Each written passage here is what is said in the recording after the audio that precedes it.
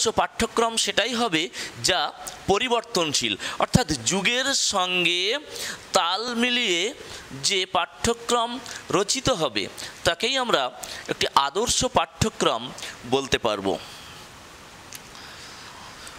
তো আমরা দেখলাম অভিজ্ঞ ব্যক্তি দ্বারা নির্ণীত নির্বাচনধর্মী, পূর্ব নির্ধারিত এবং পরিবর্তনশীলতা। নেক্সট আমরা দেখতে পাচ্ছি যে উদ্দেশ্য নির্ভর, অর্থাৎ পাঠ্যক্রম কেন রচনা করা হবে। আমরা দেখেছি যে শিক্ষাক্ষেত্রে বিভিন্ন ভাগ, সায়েন্স, আর্টস, কমার্স, অর্থাৎ যার যেমন সুপ্ত সম্ভাবনা থাকবে তাকে সেইভাবে পরিচালনা করার জন্য তাকে সেরকম বিভাগেই ভর্তি করা হয়। তো সেই কে কোন বিভাগের উপযোগী, তার লক্ষ্য কি শিক্ষাক্ষেত্রে, সেই লক্ষ্য পূরণ করতে কতটুকু সহায়ক হবে বিষয়ে, তো ঠিক সে কথা মাথায় রেখে, অর্থাৎ আমার লক্ষ্য যেটা আছে শিক্ষাক্ষেত্রে সেই লক্ষ্য যাতে পূরণ হয়, অর্থাৎ শিক্ষার লক্ষ্য পূরণ হওয়ার জন্য যে সমস্ত বিষয়ের প্রয়োজন সেই রকম বিষয় কিন্তু পাঠ্যক্রমে অন্তর্ভুক্ত করতে হবে। অর্থাৎ পাঠ্যক্রম যদি উদ্দেশ্যহীন হয় তাহলে সেই পাঠ্যক্রম কোনো শিক্ষার্থীর কাজে আসবে না।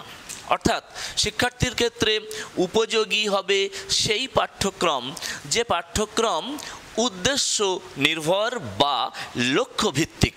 অর্থাৎ আধুনিক পাঠ্যক্রমের অন্যতম গুরুত্বপূর্ণ একটি বিষয় হল লক্ষ্যভিত্তিক বা উদ্দেশ্য নির্ভর, অর্থাৎ শিক্ষার লক্ষ্যকে সামনে রেখেই পাঠ্যক্রম রচিত হবে।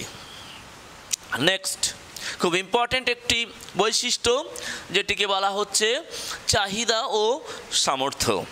তো আমরা দেখেছি যে তাৎপর্যপূর্ণ উপাদানগুলির মধ্যে অন্যতম একটি ছিল, সেটি হলো এডুক্যান্ড বা শিক্ষার্থী। এডুক্যান্ড যাকে বলছি আমরা শিক্ষার্থী, অর্থাৎ শিক্ষা প্রক্রিয়া সম্পন্ন হতে গেলে প্রথম যে উপাদানটির প্রয়োজন হয় সেটি হলো শিক্ষার্থী। তো সেই শিক্ষার্থী শিক্ষা কিভাবে নেবে, তার কোন শিক্ষার অভাব থেকে সৃষ্টি হবে চাহিদা। তার যেটা অভাব আছে সেই অভাবের জন্য তার চাহিদা আছে, সেই চাহিদাকে ভিত্তি করেই শিক্ষার পাঠ্যক্রম রচনা করতে হবে।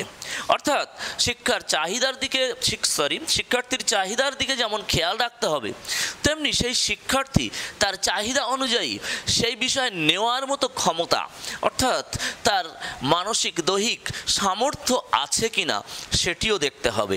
অর্থাৎ শিক্ষাকে যথাযথভাবে সম্পন্ন করতে হলে শিক্ষার্থীর পাঠ্যক্রম হবে এমন কিছু যা শিক্ষার্থীর চাহিদা ও সামর্থ্য অনুযায়ী হবে।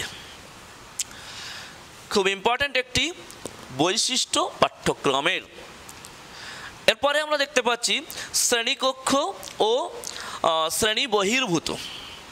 অর্থাৎ প্রাচীনকালে আমাদের ধারণা ছিল শিক্ষা কেবলমাত্র চার দেওয়ালের মধ্যেই আবদ্ধ, অর্থাৎ কেবল শ্রেণীকক্ষেই শিক্ষা সম্ভব হয় এবং সেটিই হলো পাঠ্যসূচি বা পাঠ্যক্রম।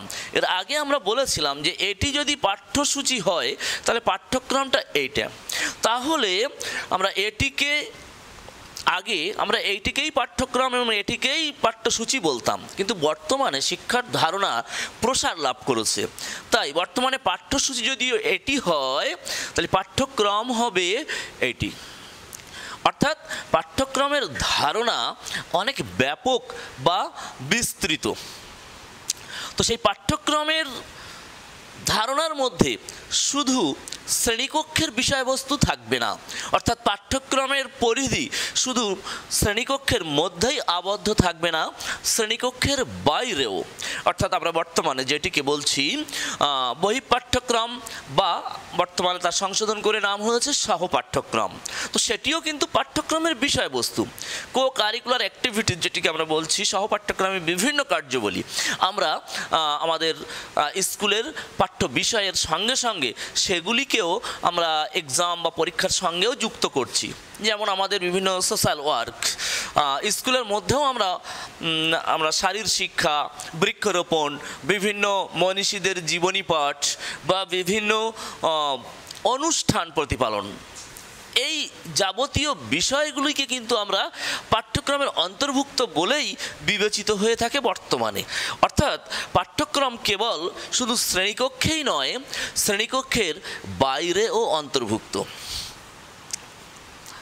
নেক্সট আমরা দেখছি 8 নাম্বার পয়েন্টস, যে বাস্তব গুণ সম্পন্ন।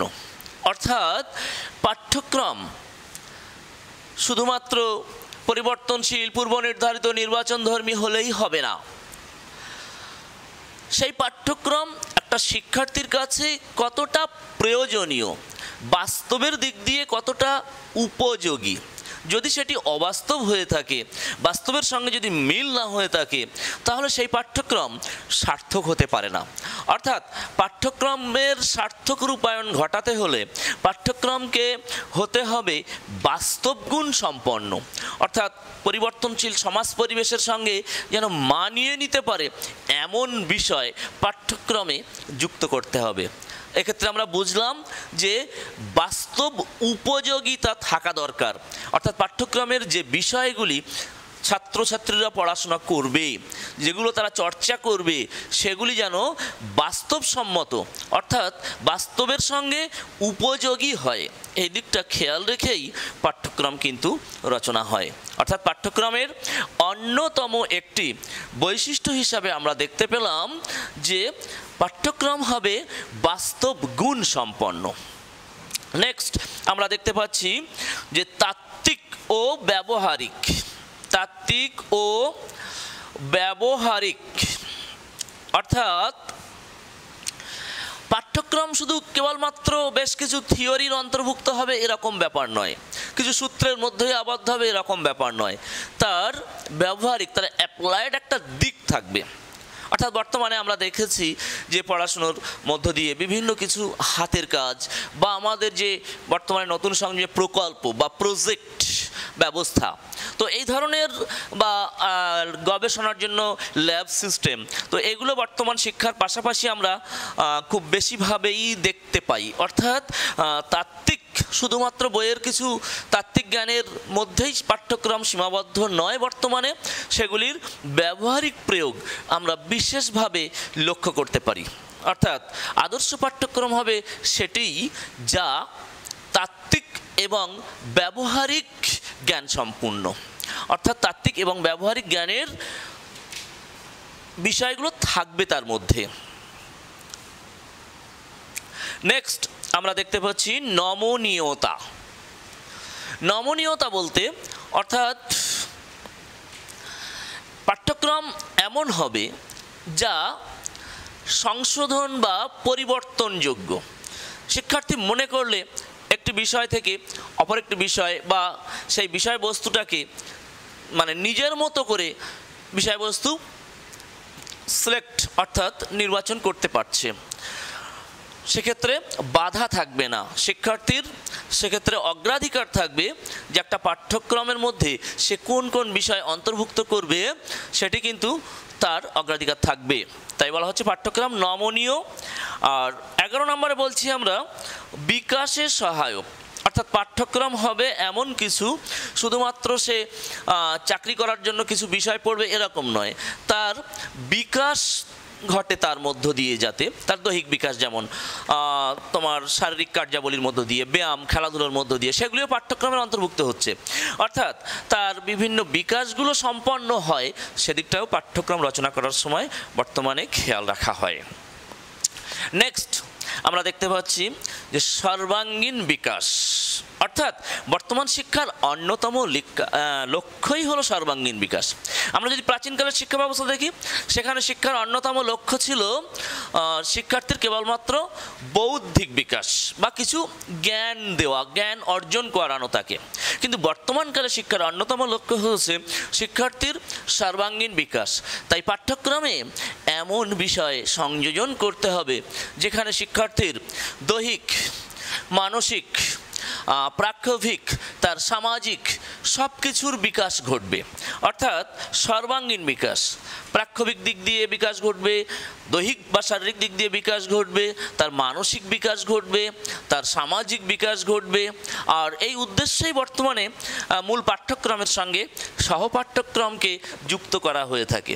তো ছাত্ররা, আমরা দেখলাম যে দ্বিতীয় অধ্যায়ের পাঠ্যক্রম কারিকুলাম সম্পর্কিত আলোচনা, যে আলোচনার মধ্যে আরও প্রশ্ন রয়ে গেছে। তো আজকে আমাদের আলোচনার বিষয় ছিল যে পাঠ্যক্রমের বৈশিষ্ট্য সমূহ। পাঠ্যক্রমের সংজ্ঞা এবং বৈশিষ্ট্য একটা ভেরি ভেরি ইম্পর্টেন্ট প্রশ্ন হিসাবে আমরা মনে করতে পারি। তো আমরা টেক্সট বইটা পড়ব, সাথে সাথে ক্লাসগুলো মন দিয়ে শুনবো, তাহলে আশা করি আমরা পরীক্ষায় খুব ভালোভাবে উত্তীর্ণ হতে পারবো এবং ভালো মার্কসের অধিকারী হতে পারবো। Thank you.